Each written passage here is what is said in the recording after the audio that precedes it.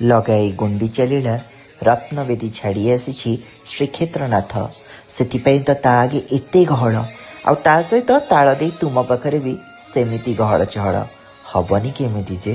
ତୁମେ ଲୀଳାମୟ ପରେ ରଚିଛ ଏ ଅଖଣ୍ଡ ଭଜନର ଲୀଳା। ପିତା ମାତା ବନ୍ଧୁ ସଖା ରୂପେ ଶୁଣିବାକୁ ଆଉ ଟିକେ ଅଧିକ ନିକଟରୁ ତୁମ ଭକ୍ତମାନଙ୍କ ଆକୁଳତା ହାରି ଗୁହାରି ତଥା ଖଣ୍ଡିବାକୁ ତୁମ ଭକ୍ତଙ୍କ ପ୍ରାରବ୍ଧ କର୍ମ।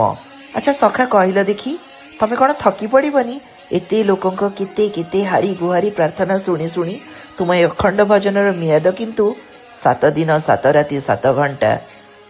ସଖା ଜାଣିଛ, ତୁମ ଏ ଅଖଣ୍ଡ ଭଜନରେ ସୁଧାମୃତର ବର୍ଷା, ଆଉ ମୋ ଅନ୍ତରାତ୍ମା ତୁମ ପାଖରେ ସମ୍ପୂର୍ଣ୍ଣ ତଲ୍ଲୀନ।